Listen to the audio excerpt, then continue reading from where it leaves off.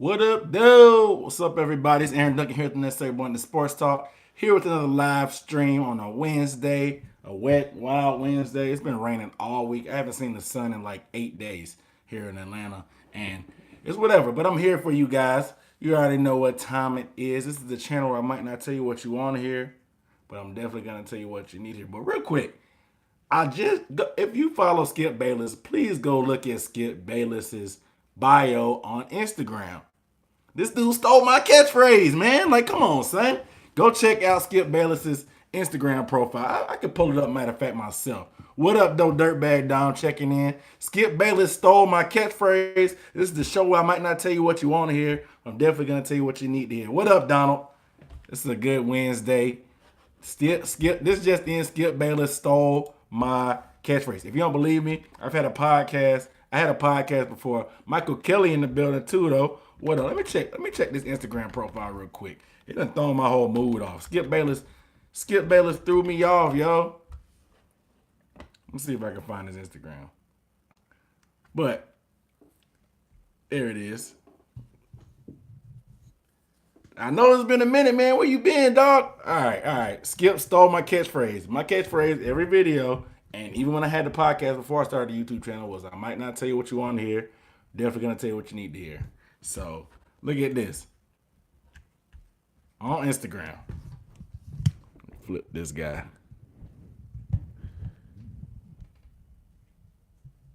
Maybe not what you want to hear, but need to hear. Wow. For real? That's how we do? The mainstream guys want to steal from the little guys and not give no credit? Huh? See, that's what I'm talking about. That's that BS. But it is what it is. Know what I'm saying? I can't expect much as he loves the Cowboys. You got that right. But I mean, I like Skip, but at the same, I like the show, but at the same time, like, my catchphrase. Come on, man. I gotta start patenting this stuff, man. But it is what it is. You guys know, man. If you haven't subscribed, make sure you hit the subscribe button. I do the live stream every Wednesday. I know some guys miss it sometimes, but I'm a little late. You know what I'm saying? It's damn near 9 o'clock. I'm tripping. Scorpio Red in the building. What up, though? I see some of the usual suspects creeping in. You know what I'm saying? I might as well just start doing this thing at 8:30, 9 o'clock, because I'm never on time at 8. I mean, 8 sounds good on paper. It's whatever. Oh, he said drop some merch. I made some merch and I ran it by my girlfriend. But she said she didn't. She thought it was too plain. I mean, I really just made pretty much a football look. I can show y'all a picture on this live stream too. I made actually I can put the link. What up, though, Bryce? Hey, I got it. You can let me know what y'all think. If you want to cop, go ahead, cop. I'm gonna drop some more designs on there. I got a logo guy. I got a graphics guy working on some more logos. I got hats coming too. I'm gonna have to make the hats myself. Know your boy gotta stay hydrated. But I'm gonna make the hats myself. But the t-shirts and hoodies. You like the hat? I got a couple hats on deck. I got a red one. And I think I got a gray one too. So you can have this one if you want it. Just let me know if you like the dad hat or the snapback, because this is a snapback, of course. But let me know if you like the snapback or the dad hat, and we can get that. We can run that. But I'll drop the link in there in a second. But I got a lot of stuff to talk about tonight too. Look, what are we gonna talk about? You know the hat guy. Okay. Need a Panther blue snapback. Hey, Preston. Hey, I got you. It's how Nathan Peterman selling bananas on IT. Chill. You funny. Hey, man. Nathan Peterman, dog. That junk last week. If you missed last week's stream, you tripping. Like, where were you? You got to go back and watch it. The little Nathan Peterman segment. It was tripping. He said, "Drop that pick of Michael Thomas not catching the ball." Dude, I got to go back and watch that tape. I did not go back and watch the tape. I legit only watched the highlights of that game, like, because I wanted to do a reaction video. Somebody questioned my integrity and said, I hate those. Oh, I've already watched the video, but I'm going to do a reaction. Nah, that was my reaction. I didn't watch the game on purpose. That way I could do that. I watched the Falcons game. And, of course, I watched the Carolina game because that was on Thursday. But I watched the Falcons at 1 o'clock because that was just a regional game. And I didn't go to a bar or anything, so I watched the Falcons and Browns game, and it was it was interesting. And dude, let me tell you how embarrassed the city of Atlanta is to lose to the Browns. Now, if you Jesus. Who said that? That's a made up stat, Donald Gonzalez. That's a made up stat. That's fake news. Who said that? Who said that? But yeah, I don't know. I don't know, man. We got a lot to talk about. So we're gonna talk about the Rams and the Chiefs game, moving from Mexico. We're gonna talk about this fake outrage and fake shock of Le'Veon Bell's contract situation. Talk about these injuries that happened in the division, of course, and a couple people getting cut. Got to talk about the Bucs kicker situation, which is more frequent than it should be.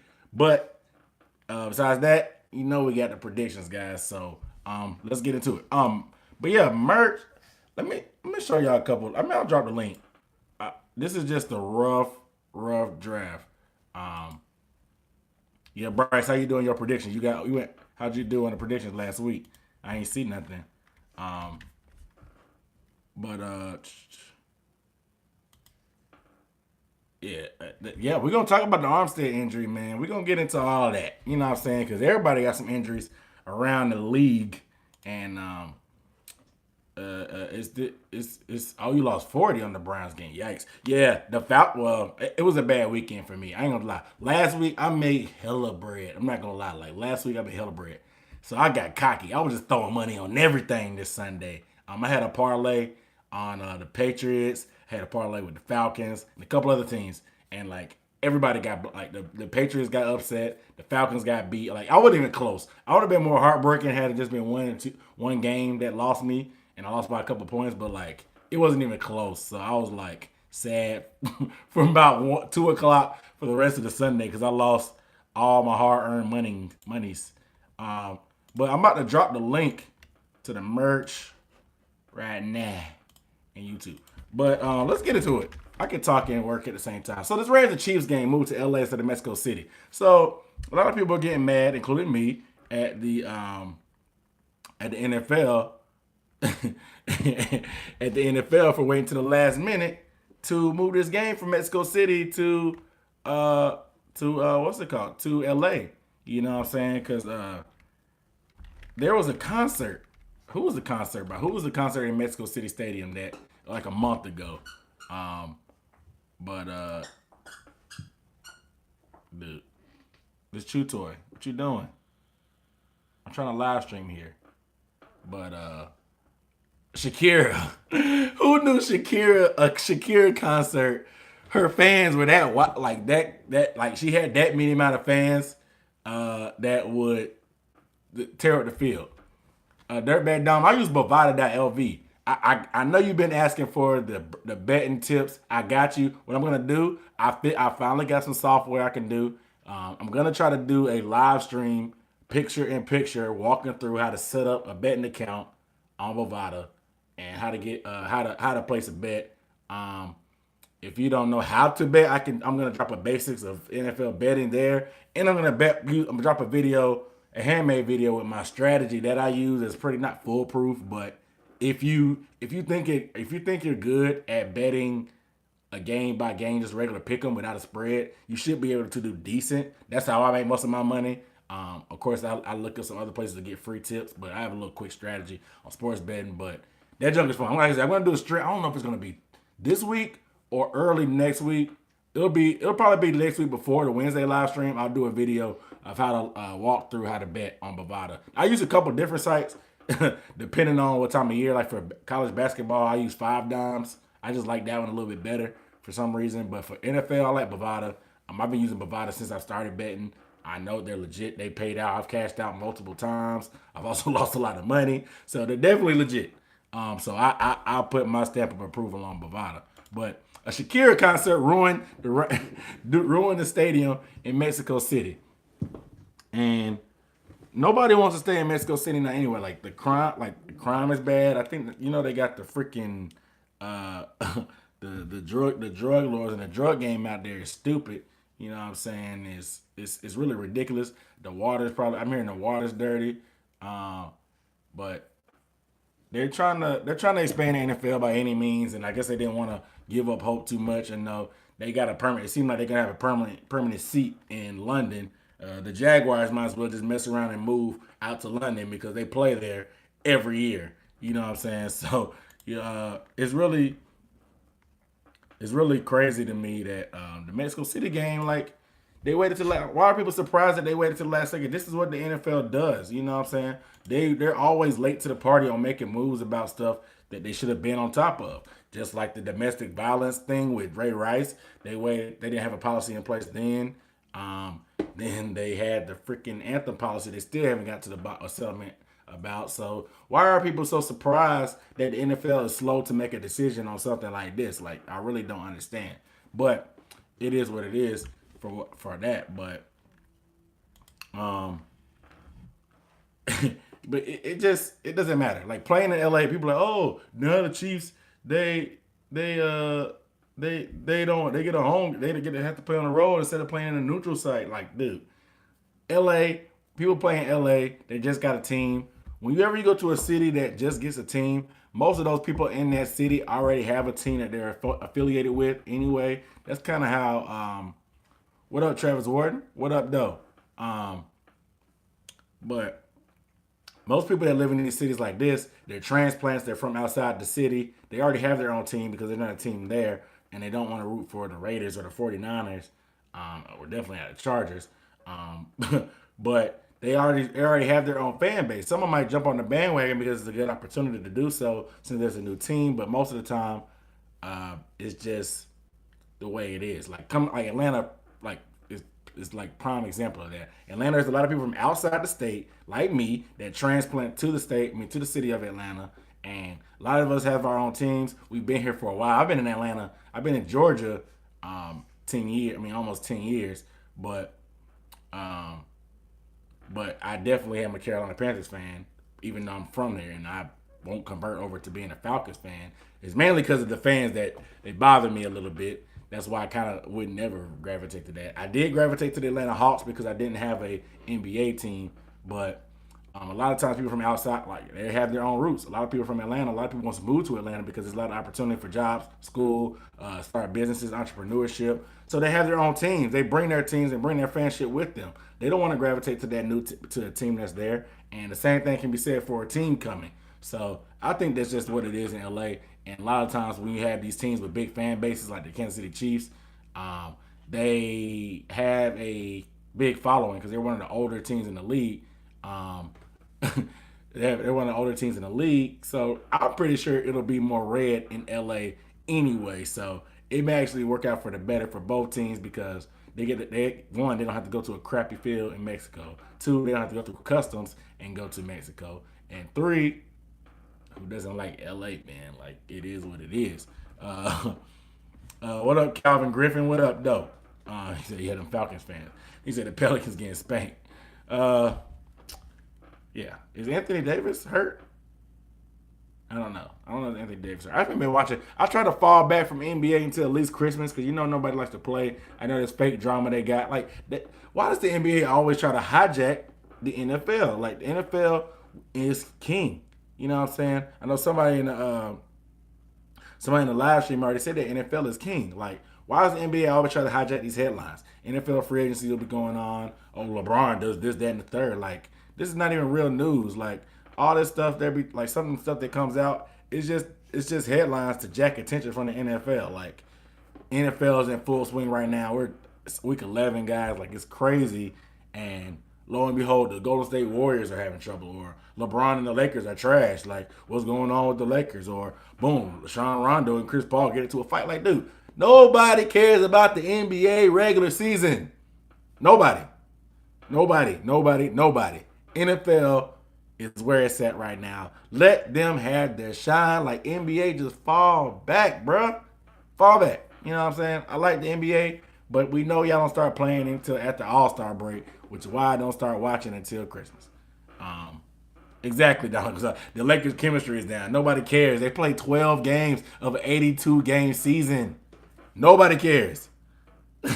Nobody cares. Yeah, I may go to a Hawks game just because I like the experience. I know the Hawks aren't winning a lot of games anyway. Why would I go to the Hawks game to watch basketball when they got a new stadium with a barbershop, a Top Golf in it, a freaking a freaking club downstairs right on courtside? Like the Hawks, the Hawks' new State Farm Arena has everything but a winning basketball team to go into it, and it sucks. Exactly, Bryce. Hey, NBA is like I don't even know what the NBA is. You know what I'm saying? But we'll move on. Le'Veon Bell.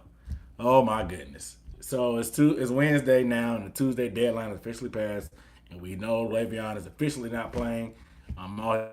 They were like it was. I'm a Le'Veon fan, so I'm not gonna get mad at him. I'll blame the media. Um, yeah, exactly. LeBron crossover. Like I'm not gonna blame Le'Veon. I'm gonna blame the media for all this BS hype because, dude, this dude pretty much made it clear. Um, this dude pretty much made it clear, like he wasn't gonna show up until they paid him their money. They weren't talking dollars because they got James Conner.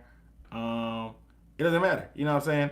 And now his team is throwing shade behind his back. Ben Roethlisberger want to smear this dude in the media. I text him and asked him, was he coming? And if he don't come, best of luck to you. And I didn't get a text back. Like, dude, I wouldn't text you back either. You were just talking trash a couple weeks ago, talking about how you really didn't need me. And you like James Conner. And if I came back, I don't deserve playing time, even though I'm the best running back in the NFL. Like, I don't want to hear that stuff, bro. Like, y'all really, like, they talk about they don't want him back. I doubt he wants them the way they acted. They really show his face. Like, they really showed their true colors.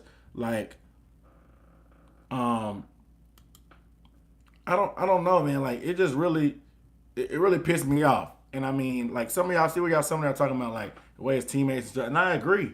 Like, you don't talk about somebody like that. Like, come on, bro. Like, you know the situation. You don't talk about a man pockets like that, bro. You know the situation. You know he's been hurt multiple times in the past. You know when he's healthy, he is the best running back in the league. I don't care I don't care about Ty Gurley. I don't care about David Johnson. I don't care about Zeke. Le'Veon Bell is the best running back in the NFL when he's healthy, bar none. I mean, you can take that to the bank. I don't care. Like, it is what it is. This dude can do everything, and he deserved his money. Period. And just like the Steelers exercise their right to franchise tag him or not pay him money, he exercised his right to hold out and not show up. And now he's going to be a free agent. Yeah, they can transition tag him, but why would they do that? Like, that would be the ultimate level of petty, and I don't know why you would do that. You're not going to pay him, and they you're not going to pay him, and you know he's not going to want to play. And the situation is the bridge has been burned. You know what I'm saying? The bridge has been burned. So I just don't think that there would be no point in transition tagging him. Excuse me. They need to just let him walk. You know what I'm saying? So it seems like everybody in the franchise is ready to move on anyway. So let's let bygones be bygones. Hope this is I hope this is the end of what we hear from it. I wish Le'Veon the best because Le'Veon is my guy. I like Le'Veon. Maybe he'll drop another mixtape before next season starts. Who knows? But the whole situation is just ugly. We've never seen a holdout like this before, and he's not just doing it for himself. He's not just doing it for the running back position. He's doing it for all players. Like, when a new CBA agreement comes up, there's going to be another NFL lockout. I'm telling you, whenever that expires, there's going to be another NFL lockout because the players aren't going to be dumb enough to give up a lot of the rights that they gave up again. Like, they were locked out before, and they still got shafted by the owners. And like one of y'all said, the owners tend to always win. They got to fight for some of that power. NBA and MLB guys, they got fully guaranteed contracts. A lot of the times that they sign these lucrative deals, like you see some of these guys like Jeremy Lin getting paid $10-11 million a season, and he's been hurt and he's been average at best. He had a good 8-game stretch in his career, and it is what it is. I mean, this dude might have lost $14.5 million. He may not be able to get that amount per year, but I definitely think that he will be able to secure the bag on guaranteed money because you see how, like, listen, hear me. You see how quick life can come at you. Dez Bryant practiced for 2 days for the Saints and got hurt. And you want a running back who's been hurt before anyway to put it on the line for a 1-year contract? Come on, man. I don't want to hear that. A 1-year contract, you want him to come on that? Like, come on. Like, and then you want to pay a 5-year $70 million, but only guarantee $17 million. Like, Get out of here. If anybody is not sided with Le'Veon Bell, they're very naive about how the NFL works, and they're being selfish because they just want to see him play because they're probably a Steelers fan and they don't care. And that's why I'm very shocked that his own teammates wouldn't understand that. So it really pissed me off, honestly. I can see me getting a little heated about this. Bryce Hayes said all the Pittsburgh reporters are fake. Yeah, they started talking trash as soon as he left, man. Once they knew he wasn't going to come, and they wouldn't have to put a mic in his face ever again because they know he's not coming back. So they start saying what they want to say. And it is what it is. Don Gonzalez said he walked on 14.5. He don't think he'll be able to get that much. I don't think I think he'll be able to get that. I don't think he'll be able to get that 17 million that he wanted. I think he'll be able to get 14 or 15. He'll probably because Gurley got what 15 per year. So I think he'll get at or more than Gurley. Period. Everybody down agrees say he's fighting for everybody, and they drag him through the mud. Streets is done. Exactly, bro. He said if you hold out for money, you don't love the game, but that's what he did. When did he tweet that? When did he tweet that? But Ben Roethlisberger said some trash like that too to him. Oh, we don't know everybody's motive. Everybody's motive isn't the same. So blah blah blah. So you have to let people do what they want to do. I'm like Ben Roethlisberger. First of all, you the last guy that didn't be talking about anybody.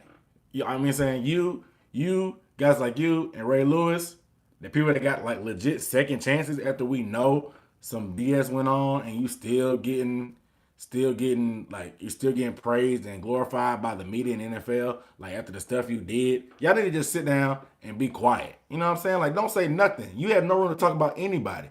Le'Veon got caught with weed one time, failed a drug test, got suspended. But besides, like that's petty. You know what I'm saying? Like weed is definitely there's a debate about weed barely being legal. You allegedly did some stuff in a bathroom stall in Millersville, Georgia. Like, come on, bro.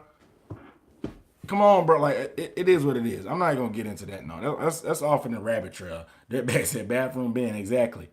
He said his articles on it. It is what it is, Donald. The situation is now the bed is made, and they just gotta both sides gotta deal with it. Let's talk about some injuries in the division. Levante David from the Bucs. His MCL, he sprained his MCL. He didn't practice today. His status for Sunday is questionable. He didn't practice at all, like I said. And, of course, the injury report, this is the first injury report of the week, so they're not going to give a whole bunch of information. They're just going to say that he didn't practice. I personally have sprained the MCL also. It's pretty hard to move, and he's a linebacker. He's one of their better linebackers, a leading tackler right now. How productive can he be playing with the MCL? I'm not an NFL athlete. I'm not a freak athlete like the guys that play in the league. So I can't exactly put my pain tolerance and range of motion and strength and all that crap against his. But I know with a sprained MCL, it took me at least a week or two, and I had to wear a knee brace to be able to even function and be able to cut. I can run in a straight line pretty fine, but as a linebacker, you're running sideways most of the day. So I don't know for his status for there. We already know they've already lost Quan Alexander.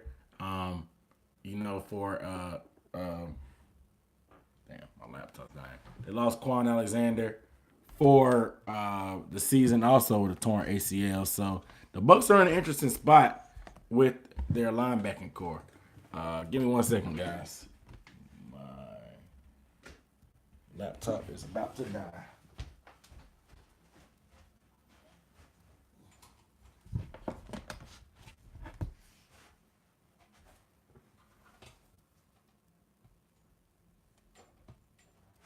Laptop is about to die. We back on deck. Now, Charlie, what the you want? Okay. But yeah, sorry about that. This is live. This is what you get in the live stream, guys.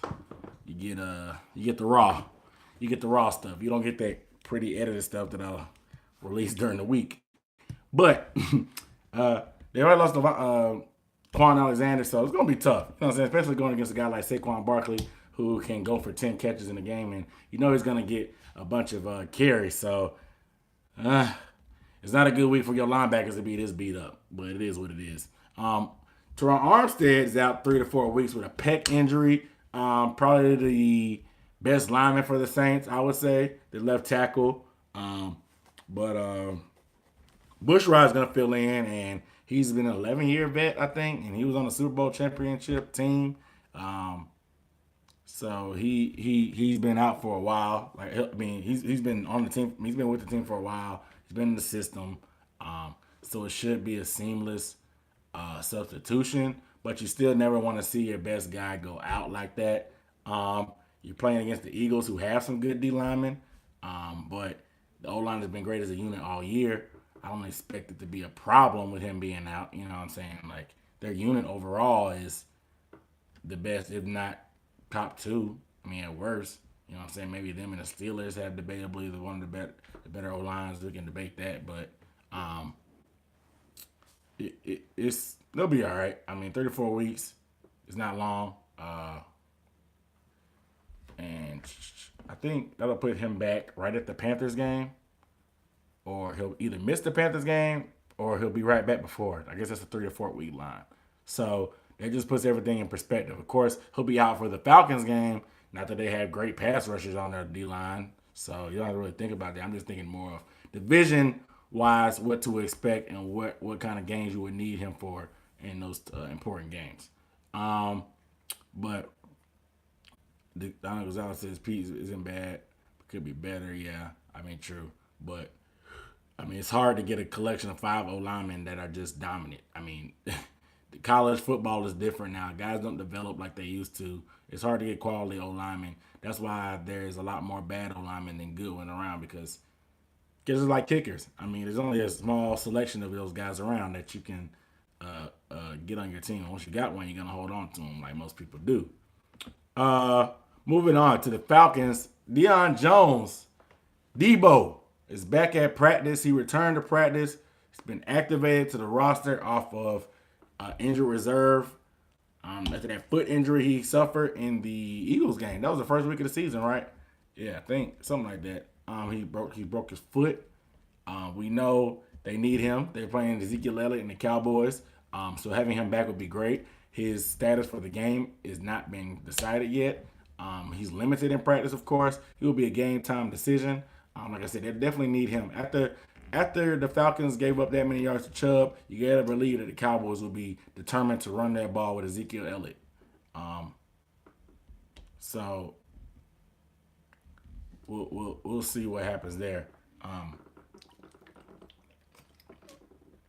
But uh, let's talk about C.J. Anderson getting cut by the Panthers this week, and I was pissed off. I'm not gonna lie, I've been pissed off all year because they haven't used him as a backup running back. You have a 1,000-yard running back for $4 million on the bench that you had a good combination you can have with the Thunder and Lightning with him and Christian McCaffrey, but they've been giving Christian McCaffrey a lot of the load this year, thinking he can carry the load, and he's been able to. I mean, he already has more touches now than he did last year, but I've been campaigning for C.J. Anderson for weeks.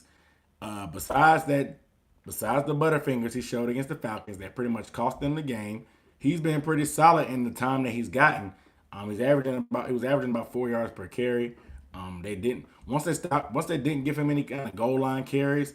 I kind of knew that the writing was on the wall. Ron Rivera said they could see he was getting frustrated.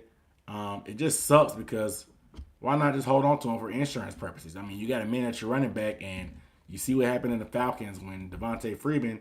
If you can't put all your trust in a small running back, I'm sorry. You know what I'm saying? You see what happened to Devontae Freeman. Luckily, they drafted Tevin Coleman not too long after, and he's been able to fill in along with Edo Smith. But you definitely need multiple backs because we know it's a position that has a short shelf life, and they're very they take a lot of punishment, especially when you have a guy that's getting as much usage and touches as Christian McCaffrey, who's your leading receiver and running back on your team. It can be kind of dangerous and dicey when you got your offense centered around a guy like this because, Lord forbid, knock on wood, something happens to him, where are you at? You know what I'm saying?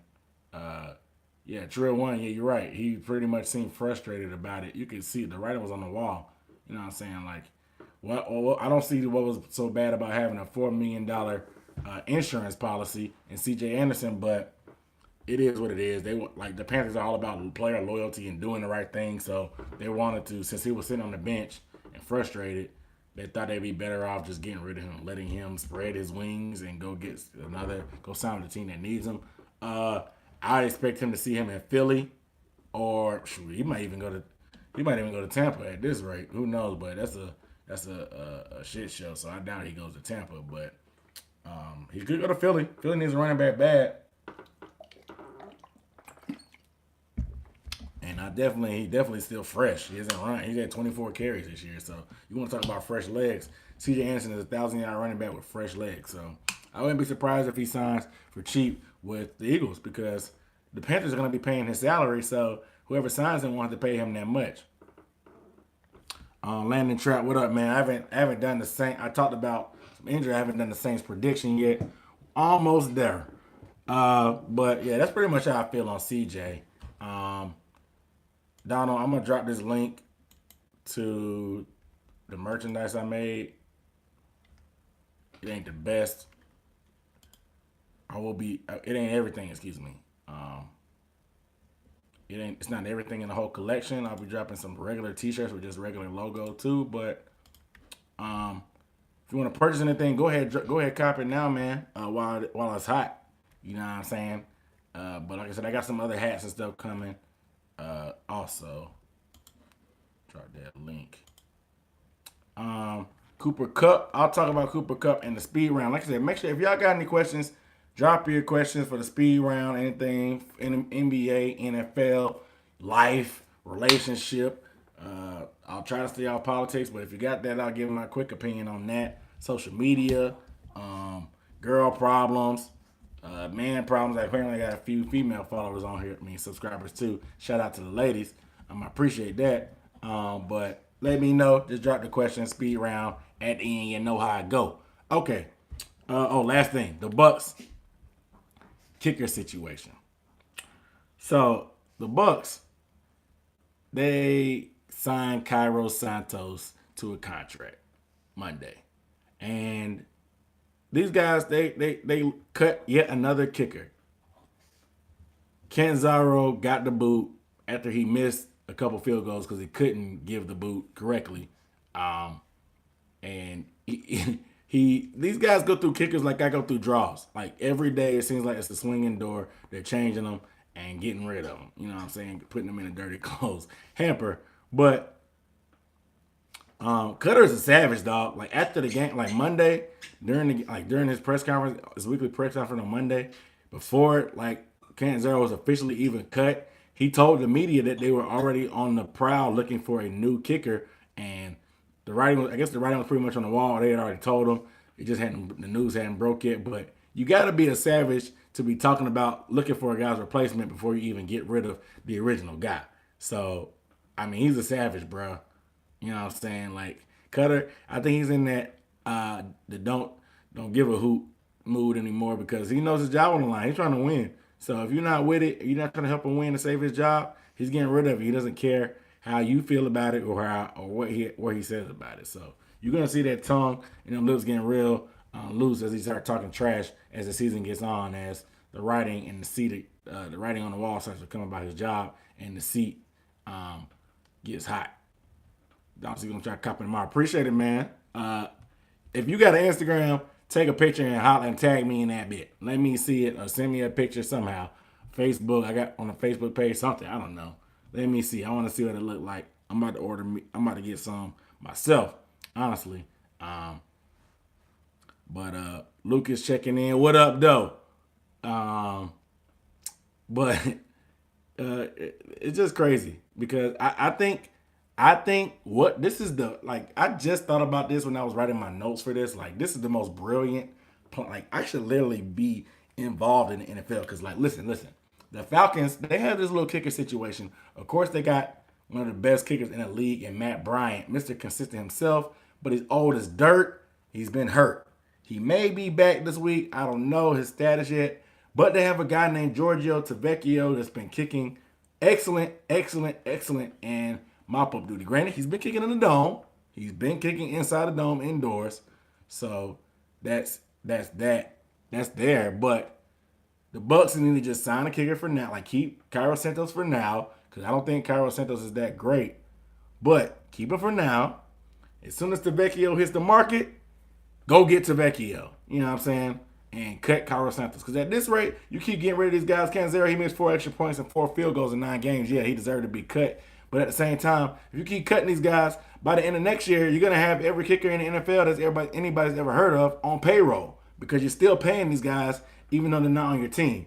So, how many guys do you want to have on payroll? Like I can go kick. If they want to pay me to miss kicks, I'll do it for less than $1 million. I'll do it for $500,000. I'll miss a couple field goals. Just let me know. Hit my phone. You know what I'm saying? I have my agent call your people. It is what it is. You know what I'm saying? Because kickers, you got one job, bro. Like, come on, man. Like, what are you doing? One job. But Lucas, don't get me started, man. Don't get me started, man. But let's go on to these predictions. Since the past few weeks, I've been doing them last. Let's talk about the Saints first. All right? Saints and Eagles in the dirty. In the Benz. No, well, the Benz for now. I think it's the last year it's going to be called the Benz. I wonder what is the Mercedes-Benz Stadium going to be, what is the Superdome going to be called now? Like, who's going to buy it? If y'all know anything, let me know. But I know the contract with Mercedes-Benz is over and done with after this year. And the crazy thing is the Falcons got it now. That's wild to me. However, it is what it is. Seems a little bit petty, but Mercedes-Benz a little bit messy on that, knowing these guys are rivals. So it is what it is. But Eagles at Saints. So when I saw this game, when I looked at this whole 5 or 6 games stretch of games that the Saints were going through, I thought to myself, like, oh, dang, this could actually be a tough game on paper. Like Carson Wentz, Zach Ertz, Alshon, you know what I'm saying, blah, blah, blah. Like, okay, whatever. They're the defending Super Bowl champs. You know what I'm saying? But now, with the way that the Eagles have been struggling defensively and their running back position, their lack of running the ball, I'm puzzled. You know what I'm saying? Because Carson Wentz is a good quarterback and he can be dangerous, but at the same time, without balance, it's going to be hard to beat. It's going to be hard to beat anybody. And you see what happened to the lack of balance they've had with the running game has bitten them in the butt. That's the type of stuff that allows the Panthers to come back for 17 points in the fourth quarter when you don't have a running game to run the clock. It allows you to get beat by the Cowboys, and especially when you can't stop the run. If you can't run the ball and you can't stop the run, that's a recipe for disaster, honestly. And case in point there. I will expect Carson Wentz to be on this game because they'll be inside the dome, and I expect him to test the secondary. I expect Doug Peterson to test the secondary. To have a game plan to test the secondary. They don't run the ball great anyway, so I don't expect them to try to run, especially when the Saints are one of the top rush defenses. So, I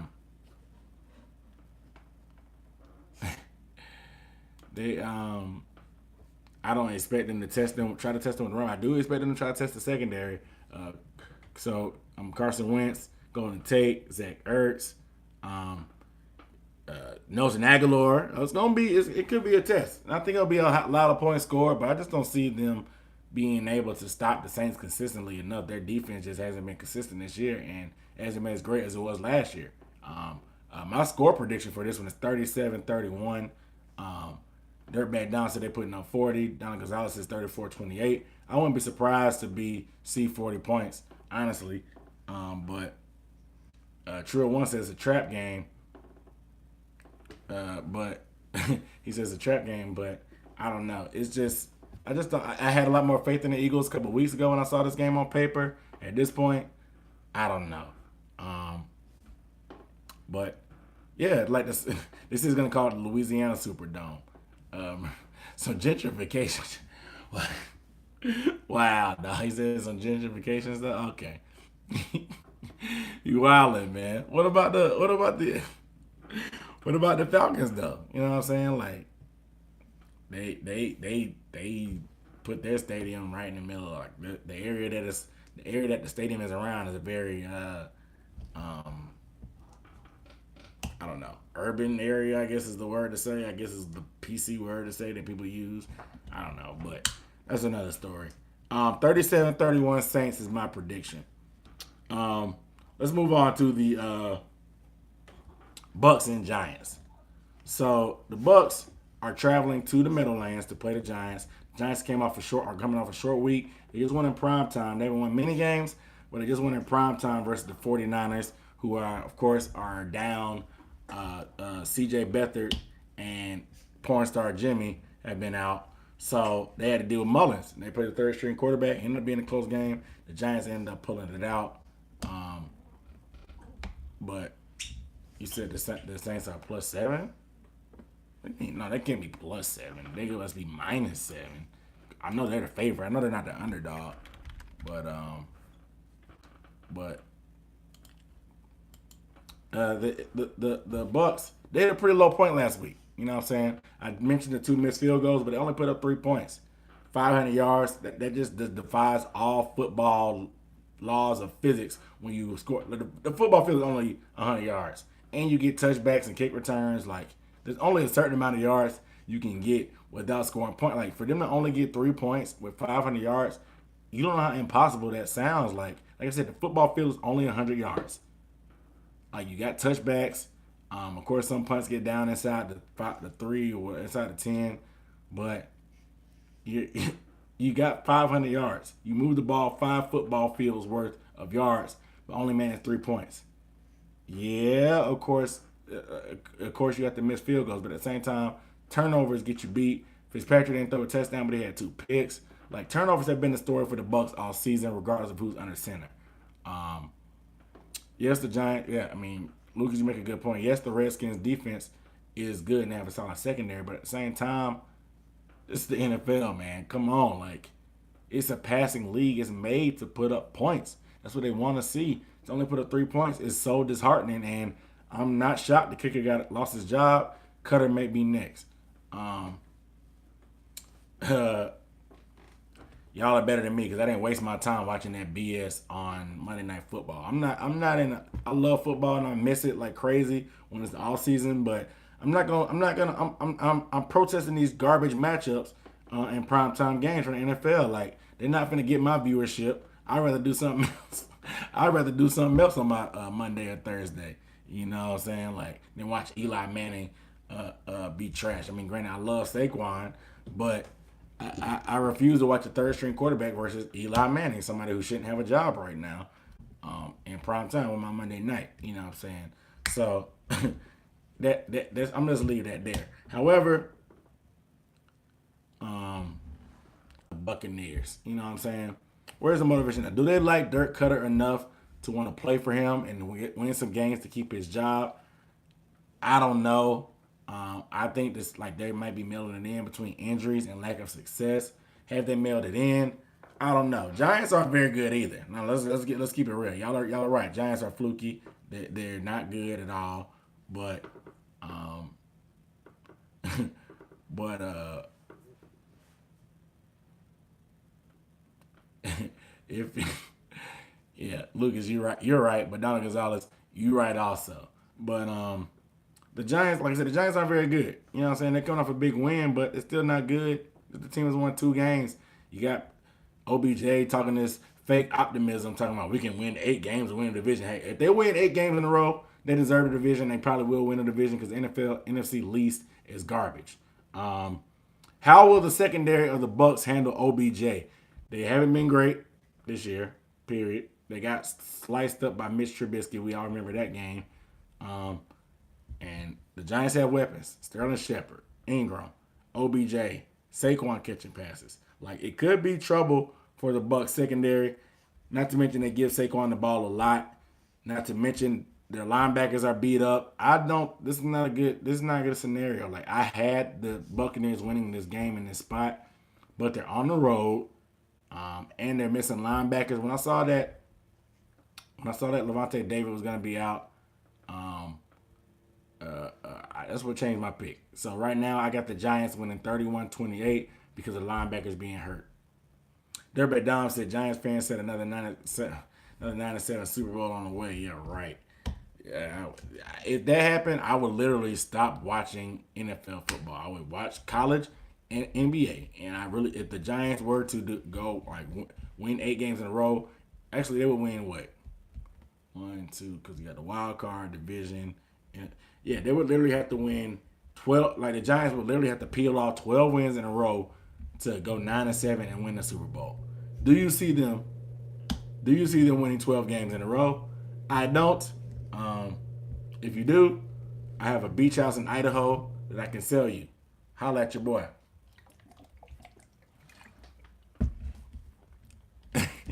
Yeah, exactly, Lucas. If they win again, I'm done, bro. I'm out. I'm out, dog. Um, but let's move on. The Panthers at the Lions. Um, the Panthers need to bounce back. We all saw them get embarrassed. Drill said the Giants can't count last night. We all saw all saw the Panthers get embarrassed in prime time by the Steelers, and it was ugly. I'm not gonna lie.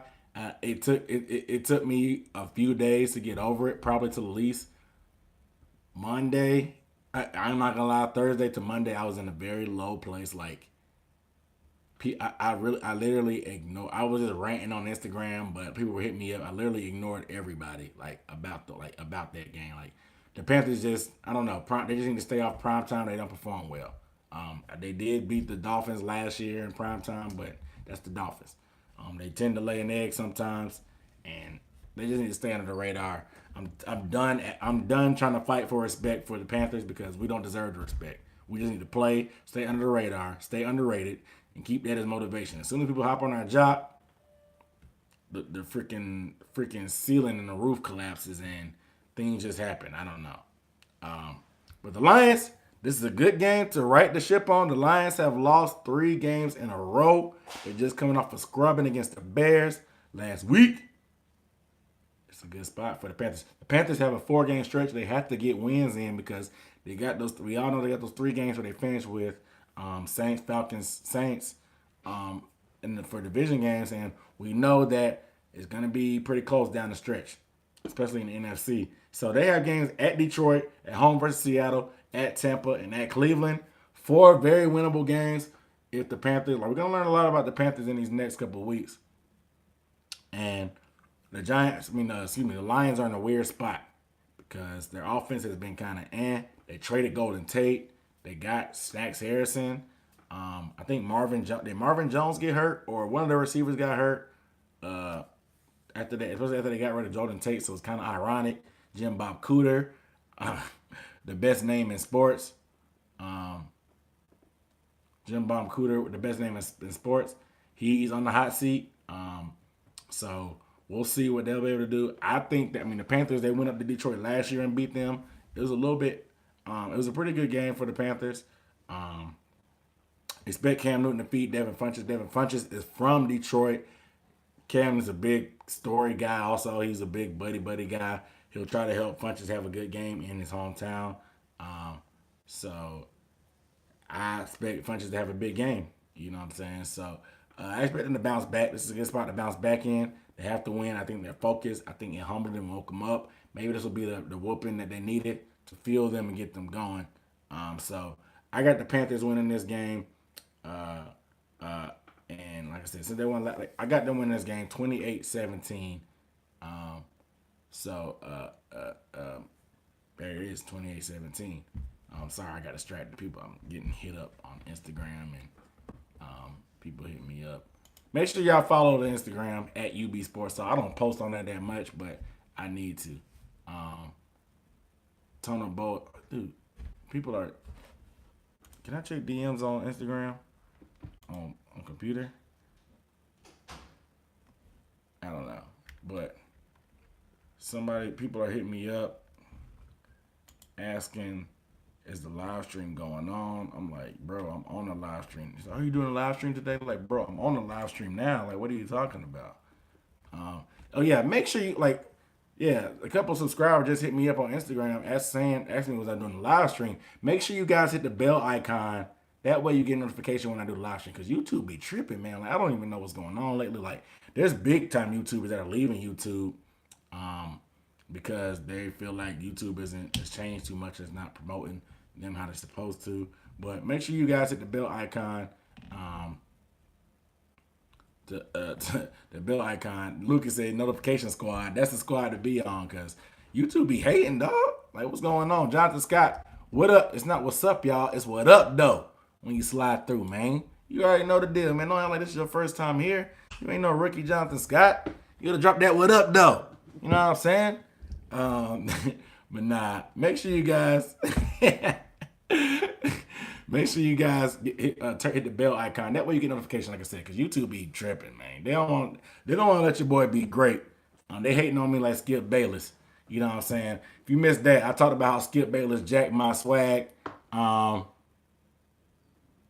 uh, that he jacked my swag, took the catchphrase. I'm pissed. But Jonathan Scott, I appreciate you sliding through, my boy. Welcome, welcome, welcome. Now, as I said, that's why he was on here bright and early because notification. Make sure y'all give the video a thumbs up too when y'all slide through. But there we go, Jonathan. What up, dude? But I appreciate y'all tuning in, man. But yeah, Panthers 28-17. Let's go to. These are two like. It's a premonition. A dunk on TV soon. Hey, I gotta speak it into existence, Lucas. We speaking stuff into existence like LeVar Ball. You know what I'm saying? He said that his son was gonna be drafted by the Lakers. It happened. He's saying all three of his sons going to the NBA. That may not happen because the middle son is kind of But speak stuff into existence. That's what we're doing. That's my 2019 thing. I'm speaking everything into existence going forward. Trill 1 says Panthers 38-20. That's a lot of points. You know, the Panthers are too nice. They don't like dropping almost 40 points on anybody or whatever. A lot of people were saying that the Panthers would never drop 50 points on anybody like the Steelers did. Like, they had a chance to do it on the Bucs, but they're too nice in their sportsmanship thing. Meanwhile, you got guys like Sean Payton dropping 51 points on the Bengals who had no business even lining up on the field that day. But it is what it is. But I got to talk about your boy Sean Payton too. Since a lot of y'all Saints fans, I see y'all checking in. We're gonna talk about Sean Payton and these hands that he been talking a lot of trash lately, man. Talking a lot of trash lately. I gotta talk about Sean Payton a little bit. I'll save that for the speed round. But the last game, this is the game that all the hype is gonna be. Dude, there you go, Tony Nova. Dude, I wasn't gonna answer your DM, Tony Nova Boas, but I saw it, but I don't know. Make sure you hit the bell icon, Tono. I can't even pronounce your name. Tono no Boas. Make sure you hit the bell icon. That way you get a notification when I do the live stream because I guess what's it called? I guess YouTube is hating. They don't want to give everybody notifications about when I'm going live. So make sure you hit the bell icon, Tono no Boas. The Jaguars. I'm talking about the Jaguars. You just subscribed. Okay. Appreciate that subscription. But I'll talk about the Jags in the speed round. I got one more NFC South prediction. And I'm going to the speed round. I got you on the Jags though. So the America's team is taking on Atlanta, the Cowboys, and I think we all as a collective unit, we may have our differences when it comes to who is the best team in the NFC South, but we all hate the Cowboys. I think we all could come to an agreement that we all hate the Cowboys and the fans, and like, I don't know. We all hate the Cowboys though. I think that's the common denominator. Like, everybody just hates them. Like, they're annoying. Their fans are annoying. The team is annoying. The hype that they get from the media is annoying. Like, there's not too many things that bother me more than the hype and the stuff that they get from the media. Like, it is what it is. But Lucas Tyson about Aaron Jones and Leighton Vander Esch. That's all. Like, yeah, you're right. That's all any of those big talk shows talk about. So, I'm not rooting. I don't know who to root. I don't even know who to root for. You know what I'm saying? I hate the Cowboys, but I definitely would like the Falcons to lose. And it's just like, is there a way that both these teams can lose? Like, yeah. Like, is there a way that both these teams can lose? Like, can we just figure out some way they can both just be one big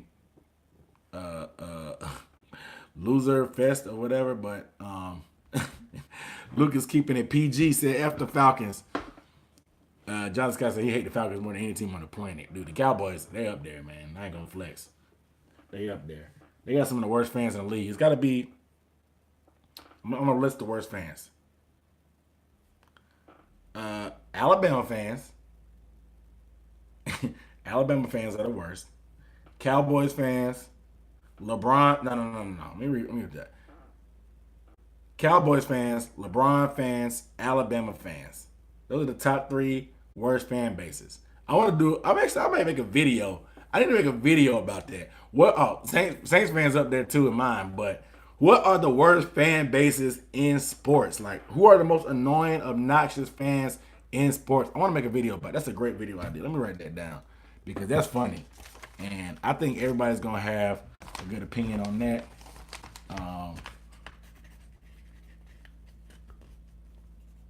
Worst fan bases in sports.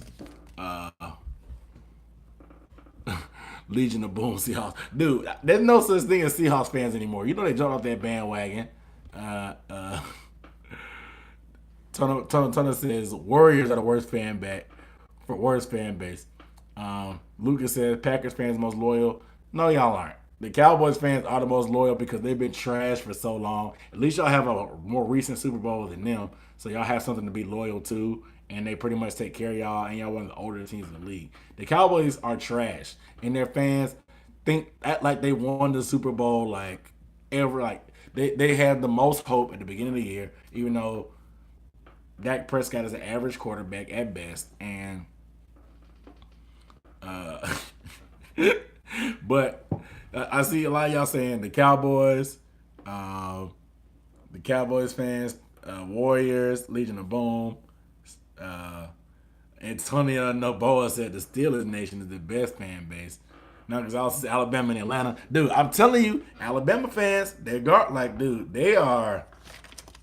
there, man. And I don't even hate Alabama. You ever just dislike Lucas? Don't act like there aren't a lot of Dallas fans in Atlanta. There's a lot of Dallas fans everywhere, but I don't like Atlanta fans either like that.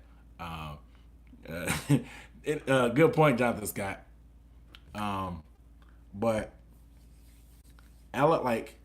there's teams out there that I just don't even hate. It's their fans that make me hate them. Like, why do you like? Oh my God, someone in my so obnoxious. Like, there's multiple reasons why I could like the team, but the only reason that I don't like the team is because of the fans. Like, I'm gonna make a video. That's a great idea. Yeah, I don't just like the Bucs. I like the Bucs actually. Yes, I agree with that.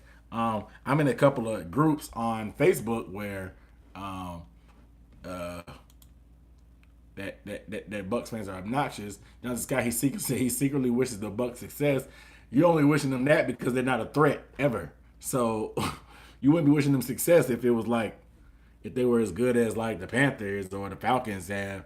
You know what I'm saying? So it's just the Bucs are the little brother of the league. So they try hard, they do what they can, but they can't sit at the big dog table. They still need booster seats. But so I'm gonna leave. Let me get y'all are getting me off track, man. We can get back to this. Let me do this Falcons game. Y'all get me off track, man. I gotta stay on task. I told myself I wasn't gonna let y'all get me off track, and I'm letting y'all do it to me. I'm trying to be diligent and consistent, and let's do this. All right. So the Cowboys at the Falcons. So both of these teams and both these fans were shocked last week. There's two different types of shock. The Falcons got shocked because they lost to the Browns, a team that had the number one overall pick last year and have had the number one overall pick for multiple years. The Cowboys were shocked because they actually won a game on the road versus the defending Super Bowl champs. So this is a weird spot for both teams. You know what I'm saying? But for the Falcons, the lack of running, like I said earlier in the live stream, the lack of running game and the ability to stop the run will get you beat every time. You let a rookie running back and Nick Chubb run for 172 yards while breaking a 92-yard run, which is the longest run of the year. That's not a recipe for success. You know what I'm saying? Yes, it was on the road, and like I tell y'all always, dome teams outside the dome, I don't believe in them, man. It's just something about it when it gets cold and nasty, like in a city like Cleveland. tough gets going, when it's time you need to grind it out, you can't. When you have a 29th ranked a rushing team in the league, that's not a recipe for disaster. I mean, that's a recipe for disaster. Trying to take it on the road. Defense and running game travels. But yeah, like yeah, the longest running Browns history, I think. Yeah, it's like like that was a long like. Think about it. The longest running Browns history. They had Jim Brown and Ernie Davis, two good running backs. You know what I'm saying? Like, didn't Ernie Davis play for the Browns? Am I just tripping? That may just be Syracuse. I don't know. But I saw the movie. It was a good movie. Shout out to Ernie Davis. I'm 44.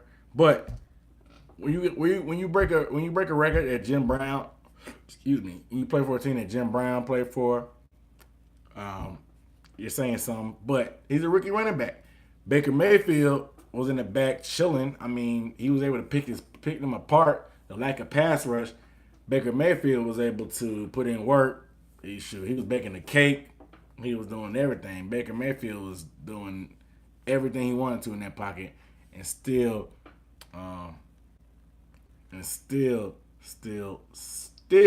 was able to pick them apart. I think he only missed three or four passes on the day. Like, Baker Mayfield really picked them apart, but it's not looking good. You know what I'm saying?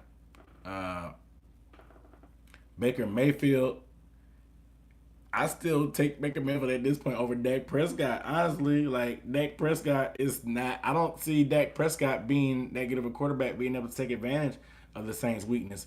However, I do see them being able to run that ball, whether Deion Jones plays or not. They will. If Nick Chubb, a rookie running back, can get 172 yards rushing against a team like this, what do you think Ezekiel Elliott is going to do? A top 5 running back in the league, like. But what are they gonna do? What are they gonna do against that? So I expect a steady dose of Ezekiel Elliott. They finally figured out the formula. Give Zeke the ball. Don't let Dak Prescott pass and lose you a game. Voila. Throw Amari Cooper the ball every now and then when you have to pass. It is what it is, man. Let that, like, what are they gonna do? So with their secondary struggling, I see Amari Cooper having a big day too. But the Cowboys are 1-6 on the road this year. The Falcons beat them last year 27-7. Falcons are pretty good at home. They're gonna be trying to right the ship and stay in that playoff race. I see them jumping out, getting the lead, and I don't think the Cowboys had the firepower to be able to get a comeback victory on a team like the Falcons, even though they're known to fall short sometimes.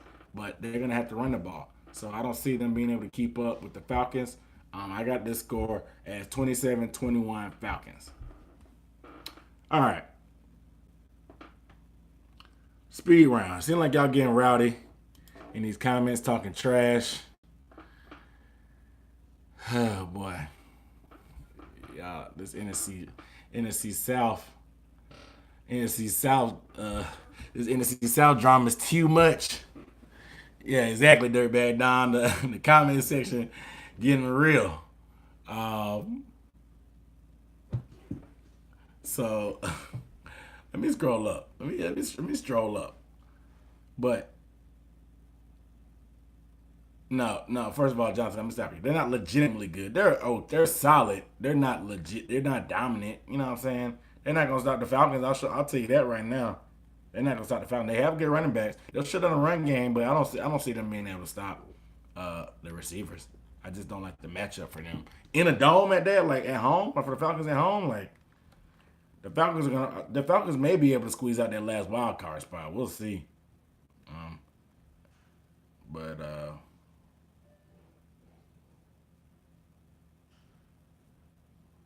I got you. Steelers and Jaguars. Y'all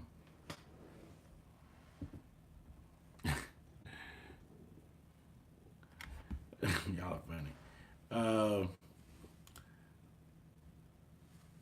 I don't believe in I don't believe in the Cowboys defense. They gotta show me. They gotta show me. I bet you. They gotta show me. Oh dang! What was I gonna talk about? I was gonna talk about something else.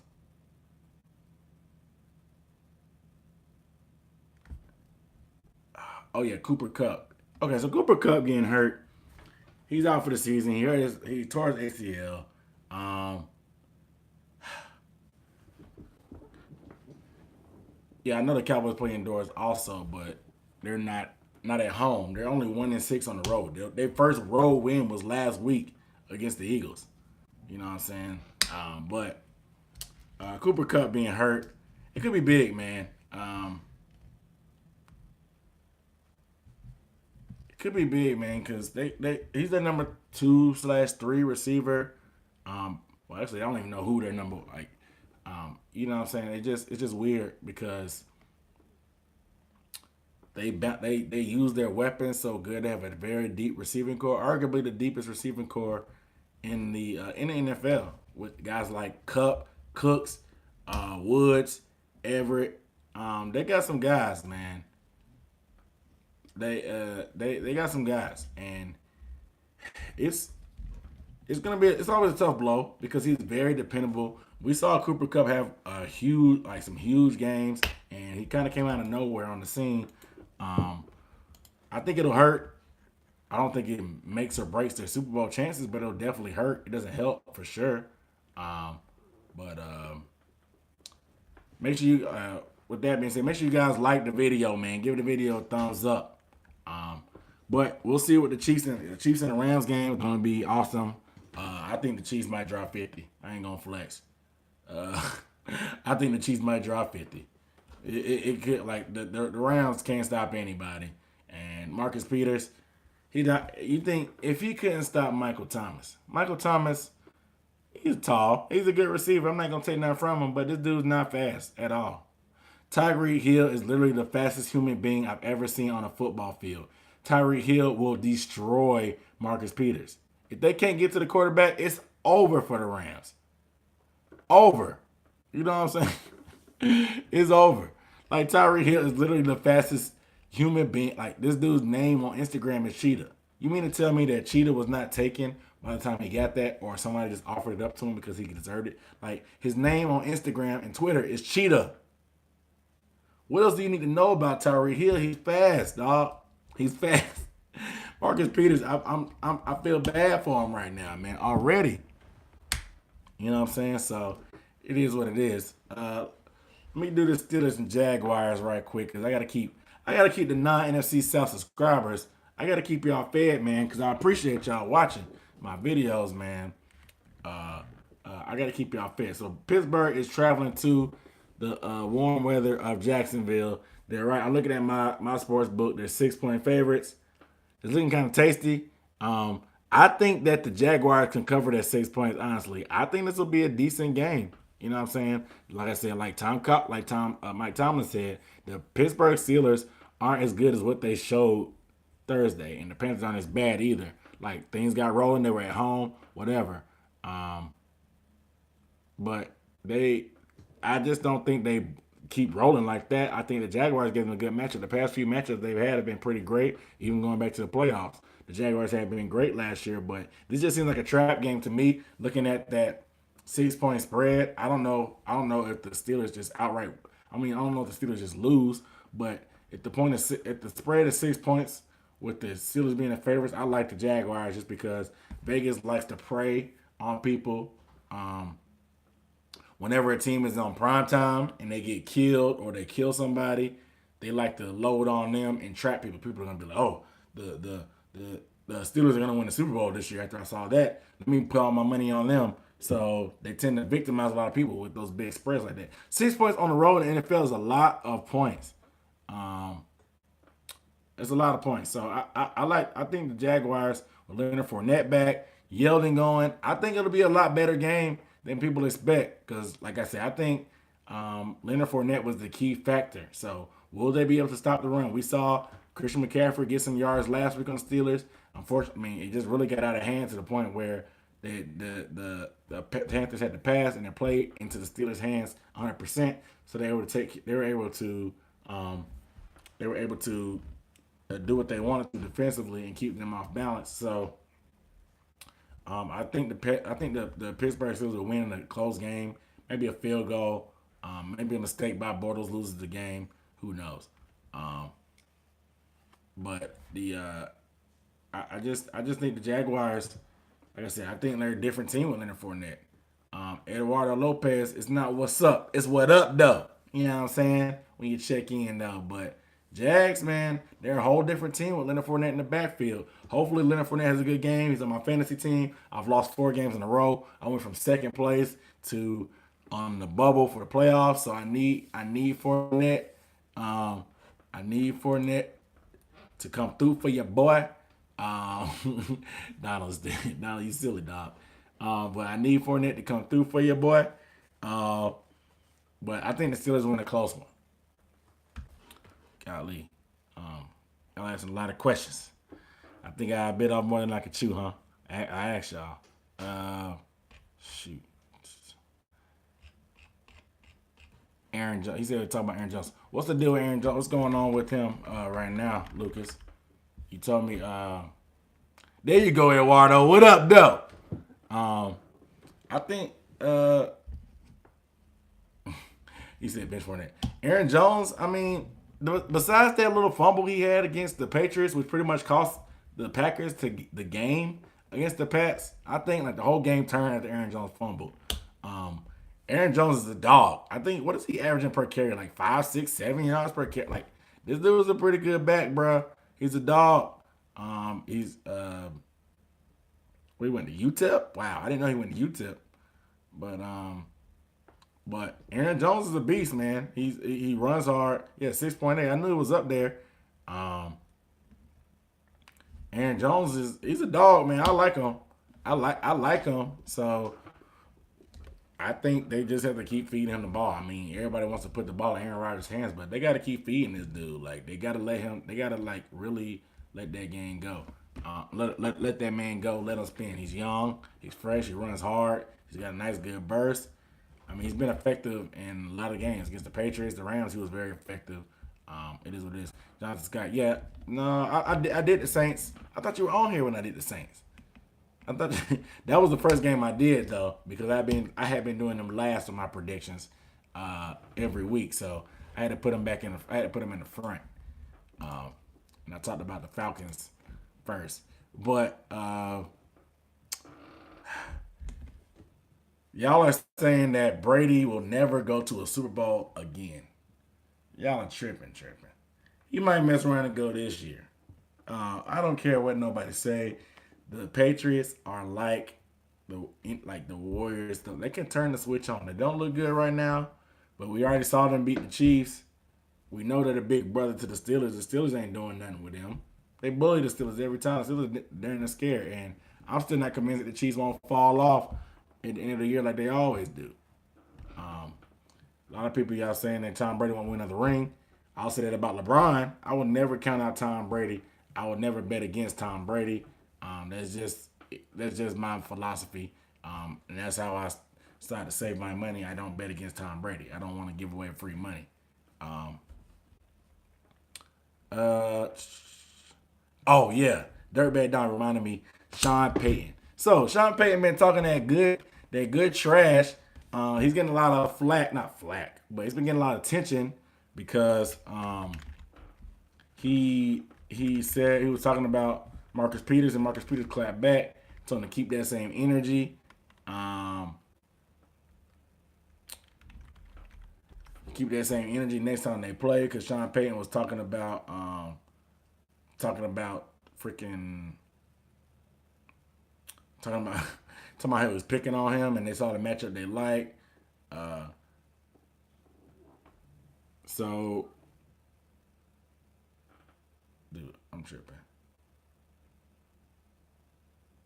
All right, my bad. I'm off track. But it's he been talking trash, bro.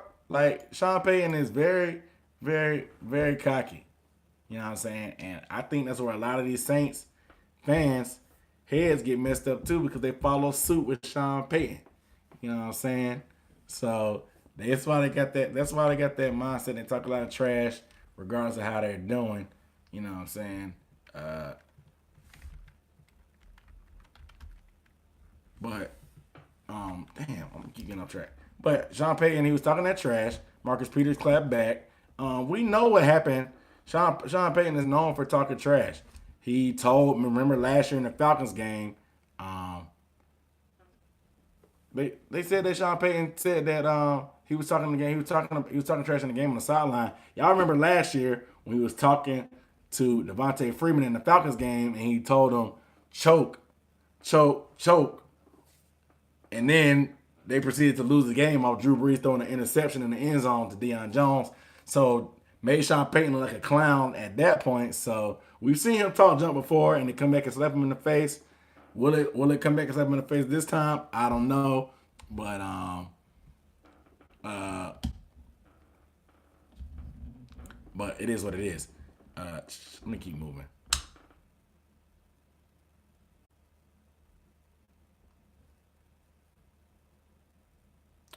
Lucas said, "Do I think Gronk is gonna be able to keep playing NFL with all his injuries?" I don't know, man. He's when he's healthy, he's obviously the best tight end in the game. When he's not, it's probably Travis Kelsey at this point. Um, they need Gronk though. If they're gonna win that Super Bowl, I think they're holding him out just so they can get to the playoffs. And they're gonna make sure he's healthy for the playoff run. Yes, they want a ring without Gronk, but I think this year, with the way that the Chiefs are looking, they definitely need Gronk to win a Super Bowl ring for sure. And it is what it is. Um, all right.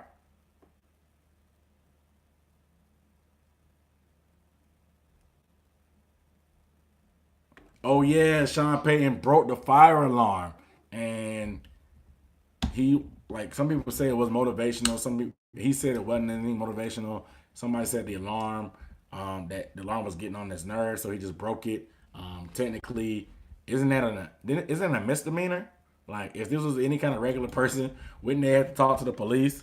You know what I'm saying? Like isn't that kind of a isn't that a misdemeanor for somebody to break to to break whatever? But he's saying so to Sean Payton talking trash. Yeah, players do it. They don't talk trash to coaches. They talk trash to each other. They don't. He said, and what I said, they broke the scoreboard too. Yeah, I guess so. They did some damage inside the locker room and on the field too. Um, but they had a look. They had a on the Atlanta radio, sports radio. They said that who is the coach in sport, any coach in sports or manager in sports that you want to that you want to beat up and think you can beat up. And a lot of people were calling in saying Sean Payton. A lot of people were saying Nick Saban. A lot of people were saying that you can't beat Nick Saban because he looks like he will throw down. But the question was, who was the one coach or manager that you would want to beat up or you think you could beat up? And a lot of people were calling in saying Sean Payton. That's all I gotta say on that point. That shows what people think about him, how they feel. I mean, he was a career backup quarterback. I mean, granted, he's a damn good play caller, damn good coach, got a lot of balls, but he got to see these hands on me too, bro. Sean Payton not Sean Payton not beating me 1-on-1 either. I ain't gonna lie.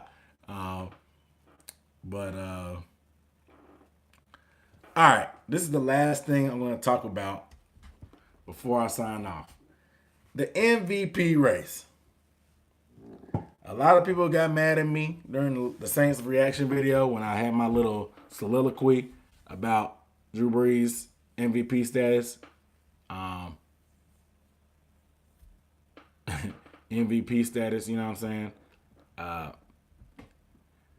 right now, I have to say, we all know Patrick Mahomes, the homie, is in first place.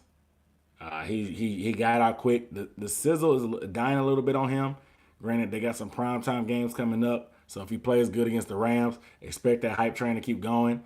Skip Bayless had a point that Drew Brees has a lot more primetime games coming up, so he has a chance to pretty much take over. I think they have 3 primetime games, 2 Thursday games, including Thanksgiving, which is going to be everybody watching, and um, uh, of course he has a Thursday games and a Monday game. No, is it Sunday night or Monday? It's a Monday game against the Panthers too. So he has a lot more primetime games, which can make an impression. Um, my point is,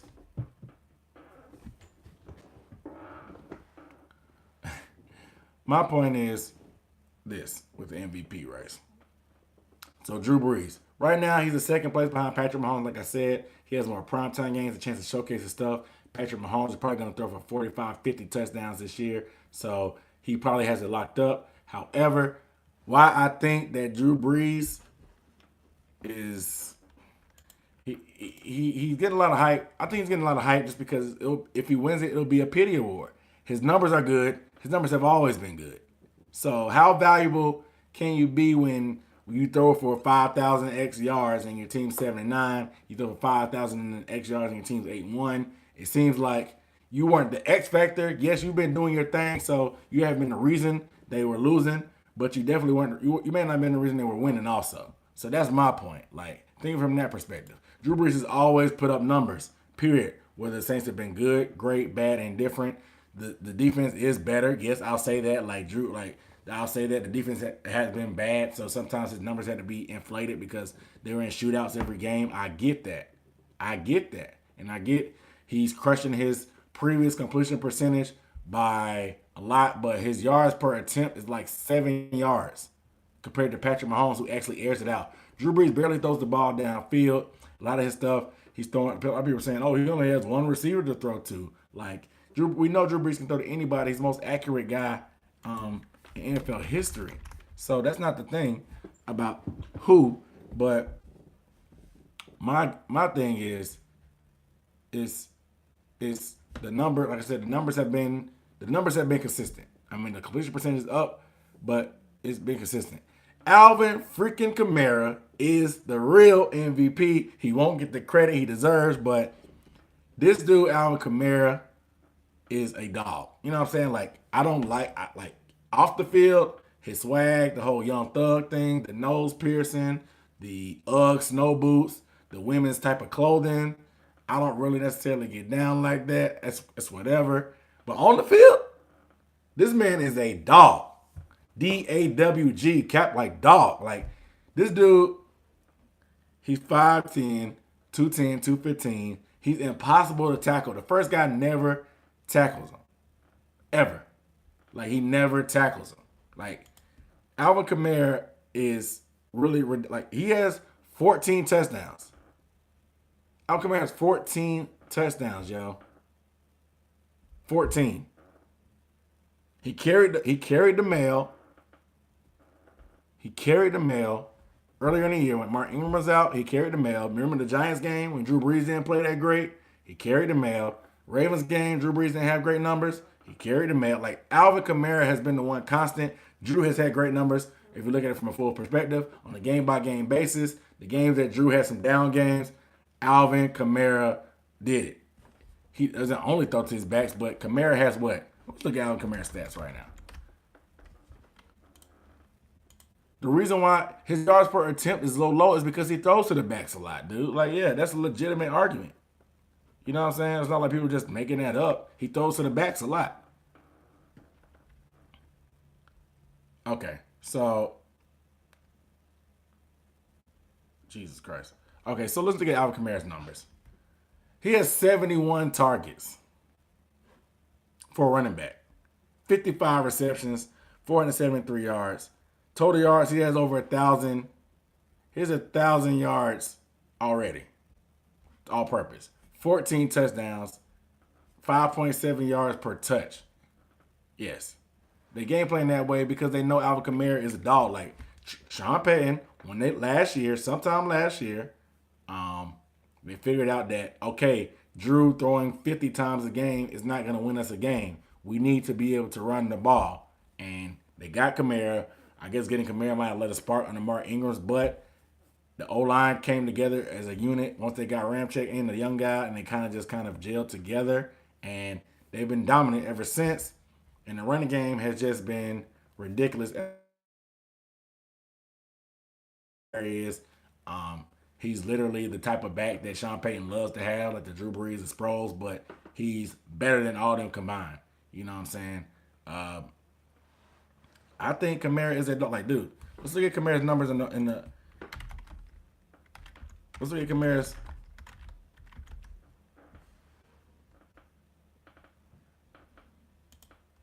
You said Drew for 120, dude. Kamara. I'm telling you, who has been the one constant every time? It's been Kamara. every game. When Drew's not having a great game, like you said, the Vikings he threw for 120 in the pick, it's been Kamara. Like, let me see if I can find. Let's go to running backs. I'm on the NFL website right now. Let's go to running back stats. And I know y'all Saints fans don't like to hear any kind of narrative that's opposite of what y'all believe, but y'all need this. You know what I'm saying? Y'all need to hear this. Alvin Kamara is a dog. All right. So in rushing,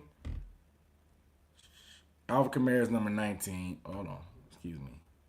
That's yards per carry. Total yards. And keep in mind, this dude is splitting carries. Like, he's splitting carries.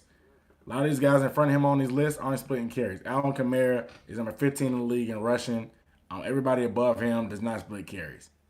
Matt Breda does a little bit, and Kerryon Johnson does a little bit, but they don't split carries like him.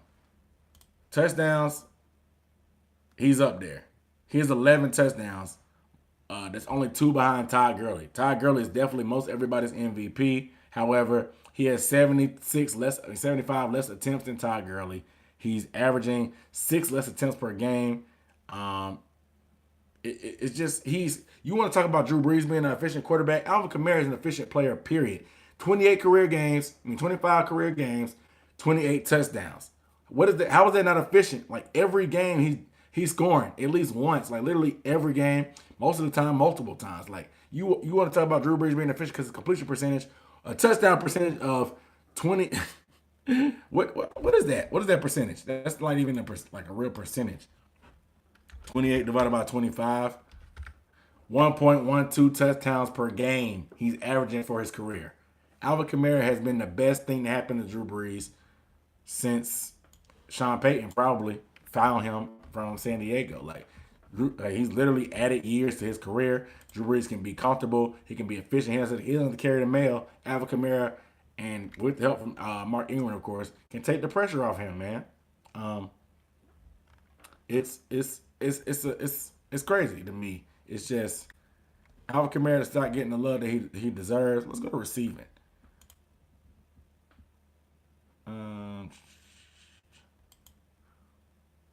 Oops.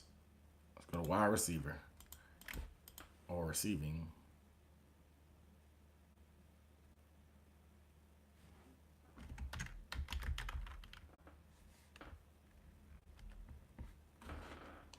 Go to receiving yards. How do I get the stats? Oh, here we go. About player category. There we go. Let's go to receiving yards. So, yeah, Alvin Kamara is 15 in the league in rushing yards. Number 2 in rushing touchdowns when he has 75 less carries than the guy ahead of him. He's number 16 in the league in receiving as a running back and reception.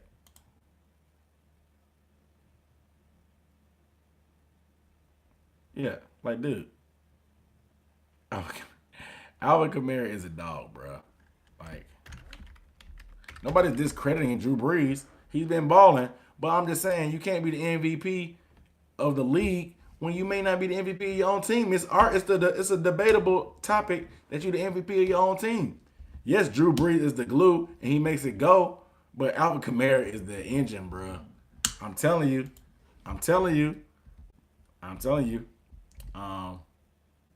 John's gonna say if we win, bro. We can do that, man. I mean, I go to Buckhead on Thursdays and watch Thursday football most of the game too. So we can catch up and watch a game too, man. It is what it is. I'm gonna leave that alone though. I do just a little. Oh, check out. Oh, I see the 49ers. Yes, one more last question about the 49ers. How do I feel about the 49ers? I don't like John Lynch. I'm not a huge fan of John Lynch. I don't like all the hype that the 49ers got. But I think that Shanahan is a great coach, clearly. Great play caller, at least. So I got to give them credit there. But that's all I can really say about the 49ers. I haven't watched a ton of the 49ers this year except their primetime games. But like I said, I wasn't big on the hype they got. But it is what it is. Dirtbag Dom, he getting frustrated. Nobody's discrediting Drew Brees, dog. It'll be all right, man. Like I said, y'all Saints fans are funny. Y'all get so heated with me when I don't agree with the narrative that y'all guys are seeing from the media or what y'all think y'all are seeing on the field. You gotta look deeper sometimes, man. And that's what I'm here for. You gotta look deeper beyond the hype, beyond the face value numbers. Oh, you say you ain't saying this spring? That's cool. Yeah, that's a bet. Like I said, I work in Bucky. I live in Kennesaw. But I'm always in this. I'm always around in the city anyway. But just let me know. Hit me up on Instagram. If you got Instagram, hit me up on Instagram, Jonathan Scott. I'll drop it in here. I am. Hit me up on Instagram and whatever. Trill one says, see what I mean. John Scott says cursed anyway. Well, yeah, I mean Tom Brady, he won MVP last year and lost. Cam won it and lost. Matt Ryan won it and choked. Yeah. You got a point there, John Scott, about the MVP race. That's a good ass point. I'll say that. But I think I'm gonna drop just some video topics that may come soon. The worst fan base in the league, that's definitely coming. Um, I'm thinking about doing a video on Michael Thomas. Also, I may do a coach's hot seat video in the league. What else? Like I said, I told Dirtbag Dumb, I got you on the live stream for the Bovada sports betting. Got you on that. I'm gonna do Dirtbag Dumb. If you're not big, like let me know how big are you. Do you understand like the basics, like the point spread and what the minus and the plus whatever means? Like let me know. I can do a basics video. I'll probably do that anyway, just for my channel anyways to have it on there. Probably do like a whole playlist of just sports betting one on one, just the basic stuff. Um, and then my strategy is, of course, now that I use. John Scott said they want a Super Bowl, they don't want all the accolades, and I feel it. I can agree with that too. I'm tired. I don't want the respect or the recognition. I just want the ring too. You know what I'm saying? Bump out the other bullshit, but it is what it is. But yeah, I mean, like I said, you're right. I mean, like I said, Don, the primetime games. Like I said, it's not even really about people like the national media. They're not going to look into that. They look. I mean, I haven't seen as much disrespect to Drew Brees like that. People are giving him a lot of credit from what I've seen. Um, and like I said, with the primetime games, he's in a position to be able to do it, especially with like I said, that Thanksgiving game is going to be huge. You know, everybody named Mama going to be watching that, eating some turkey and dressing and all that crap. So it'll be the perfect time, the perfect stage to put on the show. So it is what it is. Make sure, make sure you guys, make sure you guys get a video a thumbs up if you hadn't. If you're just tuning in, make sure you subscribe. I'm dropping the link right now for the merch if you want to check that out. I got more merch coming. Hats. I know we're talking about hats, dad hats, and snapbacks. I know Trill wants to hit one, the Panthers blue one. I got you. What else? Yeah, man. Oh yeah, Donna, because I'll do that. I'll do that video probably towards the end of the season. I'll do like a year in review video for everybody, every team in the division, of course. I'll do that. But I don't like looking too, I don't like look too far forward for certain teams because it's still a long season. You know what I'm saying? Even with injuries and team needs, you can still.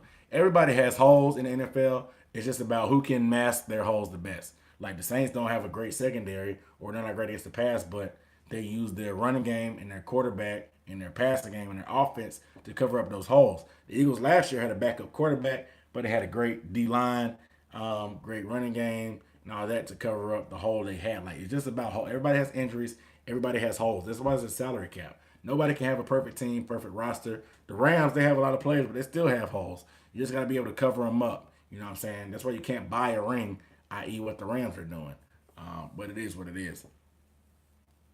Uh, I will do. I will do. I'll probably do a playoff picture video though, just to see where I think my prediction will be soon. Dirtbag said he tired of losing hypothetical money. Yeah, the way to go is you look at the teams and you think of a spread in your head. Like, what do you think the spread would be? And then you compare it to what the books like. Don't even look at what the betting websites say. Just look at the spread in your head, and and then once you do that, look at what they have on their books, compare it to that. If there's a disconnect, Look at it. Donald Clark with the late check-in. Oh boy, you came at the butt of an argument I wish you had been present for, Donald, because I was just talking about your favorite person in the world, Drew Brees, and your second favorite person, Alvin Kamara. But you can do the rewind, man, because I'm about to sign off, man. My throat getting dry. I'm tired. It's 10:30. Your boy almost going 100 minutes. I'll be trying to do an hour, but y'all be keeping me on here. You know what I'm saying? Um, I'm gonna catch y'all. Like I said, I got a couple videos coming. Like I said, um, go Michael Thomas playoff picture. Um, what else? I got a couple videos coming. So y'all just stay tuned, man. I got the sports betting video. So y'all stay tuned. Y'all have a good night. I appreciate y'all tuning in every Wednesday, 8 o'clock with your boy. Y'all know how we do it. Another lit one. Without further ado, I'm Aaron Duncan signing off with Necessary Blunt and Sports Talk. I'll see you next time. Yeah, y'all hit me up tomorrow, man. Y'all hit me up tomorrow. I'm gonna drop some stuff. Y'all hit me up tomorrow, man. Priest.